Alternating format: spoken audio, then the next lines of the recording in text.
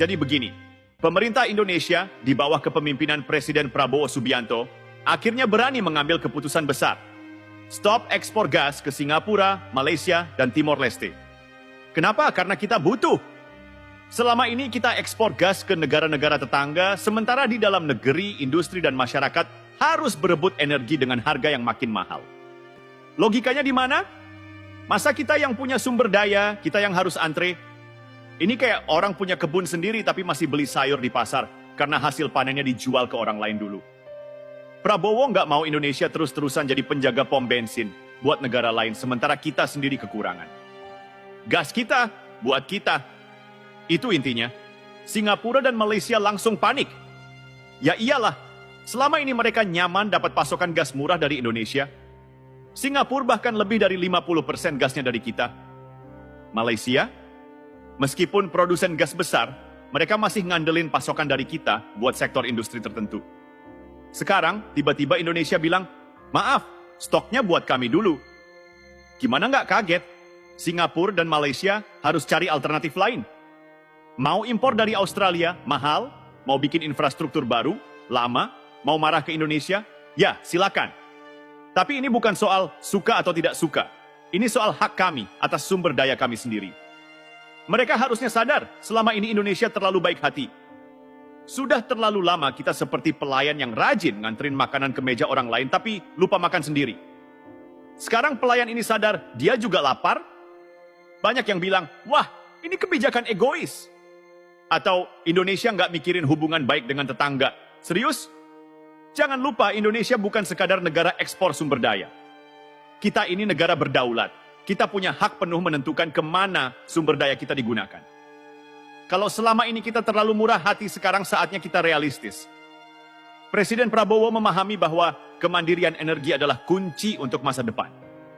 Data menunjukkan bahwa pada 2025 kebutuhan gas nasional bakal mencapai 1,471 miliar BTU per hari dan terus naik ke 2,65. 9 miliar BTU per hari pada 2034. Bayangkan kalau kita masih sibuk kirim gas ke luar negeri sementara kita sendiri kekurangan. Itu bukan kebijakan, itu bunuh diri. Ini bukan sekadar slogan, tapi target nyata. 71% bauran energi terbarukan dalam beberapa dekade ke depan. Jadi, jangan kira ini keputusan nekat tanpa strategi. Ini langkah strategis untuk masa depan. Sudah bisa ditebak, Singapura dan Malaysia bakal datang dengan proposal baru. Mereka pasti mau negosiasi ulang soal harga, atau mencari celah agar ekspor tetap jalan. Boleh saja bicara, tapi kali ini kita yang pegang kendali. Jangan harap harga murah seperti dulu. Jangan harap kita mengalah lagi. Kalau mereka butuh gas, mereka harus ikuti aturan main kita. Indonesia bukan lagi penjual murah yang gampang ditekan. Kalau mereka ngotot mencari alternatif lain, ya silakan. Tapi ingat, mencari pemasok gas dengan harga dan kualitas seperti Indonesia itu nggak gampang dan nggak murah. Langkah ini juga bikin peta politik energi Asia Tenggara berubah. Indonesia menunjukkan bahwa kita bukan lagi negara yang bisa ditekan atau dianggap remeh. Singapura dan Malaysia sekarang harus cari cara baru untuk memenuhi kebutuhan energi mereka. Mungkin mereka bakal makin mendekati Australia atau negara lain, tapi tetap saja Indonesia kini berdiri lebih tegak, lebih percaya diri. Di dalam negeri, kebijakan ini juga memperkuat posisi Prabowo sebagai pemimpin yang tegas dan visioner. Bukan pemimpin yang cuma main aman dan takut ambil risiko. Ini juga sinyal buat negara-negara lain. Indonesia bukan lagi negara yang cuma nurut dan mengikuti kemauan orang lain. Kita punya agenda sendiri dan kita jalankan dengan kepala tegak. Selama bertahun-tahun, kita seperti negara yang terlalu baik, terlalu murah hati. Sekarang, waktunya berubah. Gas kita buat kita. Ini bukan soal memusuhi tetangga, tapi soal menegakkan hak kita. Kalau Singapura dan Malaysia selama ini nyaman karena gas murah dari kita, ya, sekarang saatnya mereka tahu rasanya berjuang sendiri. Prabowo dan pemerintahannya telah mengambil langkah besar. Bukan langkah yang populer bagi negara lain, tapi langkah yang benar untuk Indonesia.